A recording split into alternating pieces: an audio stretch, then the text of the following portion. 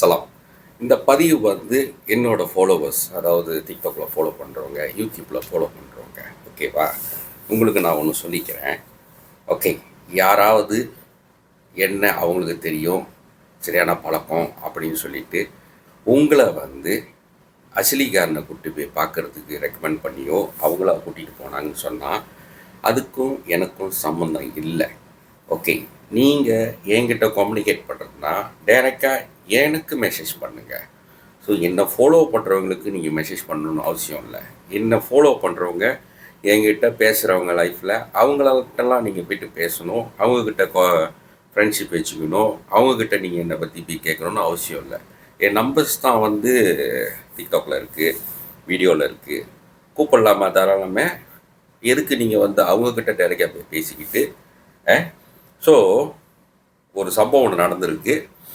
அதாவது வந்து நம்ம கூடயே இருக்கிற ஒரு நபர், அவர் நினச்சிக்கிட்டாரு நம்மளுக்கு தெரியாது அப்படின்னு. கூடயே இருக்கிறதுனால நம்ம இதெல்லாம் செக் பண்ண மாட்டோம்னு நான் நிறைய தடவை சொல்லியிருக்கேன். நமக்கு வந்து கோடாம் இருக்குது, கோடாம் வந்து காட்டி கொடுத்துரும், கோடாம் வந்து சொல்லிடணும். ஆனால் இதெல்லாம் வந்து அதான் சொல்கிறேன்னே, தின்ற இடத்துல பேழ்ற ஜாதின்னு சொல்லுவாங்களே, அந்தமாரி ஒரு இனம். இவனுங்களாம் வந்து காசுக்கு எதிர்பார்த்து, எதையும் காசுக்காக தான் எதிர்பார்த்து செய்கிற ஆள். இப்போ கூட ஒன்றும் இல்லை, ஒவ்வொரு ஆளை யார் அசிலிகாரன்ட்ட கூட்டிகிட்டு போகிறாங்களா, சும்மா இல்லை.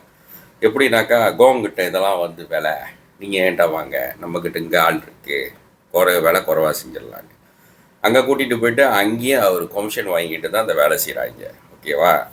ஸோ நான் திரும்பவும் சொல்கிறேன், இந்த பதிவை பார்த்தீங்கன்னா உங்களுக்கு நான் சொல்கிறது ஒன்றே ஒன்று தான். இது நீங்கள் மற்றவங்க பேச்சு கேட்டுட்டு நீங்கள் போனீங்கன்னு சொன்னாக்கா, நாளைக்கு ஏதாவது ஒன்று ஆச்சுன்னு சொன்னாக்கா அதுக்கு நான் பொறுப்பு கிடையாது. ரெண்டாவது, திரும்ப என்கிட்ட வராதிங்க, என்கிட்ட வந்துக்கிட்டு உதவி செய்யுங்க, காப்பாற்றுங்க, அதெல்லாம் என்கிட்ட பேசாதீங்க. ஓகே. மூணாவது, இந்த வீடியோ பார்த்தா அந்த நபருக்கு தெரியும். இந்த நபருக்கு நான் என்ன சொல்லிக்கிறேன்னா, என்கிட்ட வந்துட்டு ஐயோ இதை நான் செய்யலை, அவங்க தான் கேட்டாங்கன்னு இந்தமாரி டைலாக்கு, அப்புறம் கதையை மாற்றி பேசுகிறது, இது எல்லாமே வேணாம். புரியுதா? நான் ஒன்று தான் சொல்லிக்கிறேன். கடைசியில் நீ பண்ணுற வேலைக்கு தான் ஒரு இடத்துல உருப்படியாக உன்னால் இருக்க முடியல, ஒரு கடையில் உட்காந்து தண்ணி குடிக்க முடியல. நீ பண்ண அந்த வேலைக்கு, நீ பண்ண ஒரு சில நாத்த வேலைனால தான் ரொம்ப பேர் உன்னை தேடிக்கிட்டு இருக்காங்க. பிறகு உனக்கு தான் அசிலிகாரன் பேக்கப் இருக்குல்ல, ஏன் ஓடி ஓடி ஒளிஞ்சு வாழ்ந்துக்கிட்டு இருக்க மூஞ்ச மறைச்சிக்கிட்டு? அசிலிகாரன் உன்னை காப்பாற்றலாமே. உன் அசிலிகாரனோட வேலை பண்ணலாம், உன்னோட வச்சுக்கோ, என்கிட்ட காட்டாத.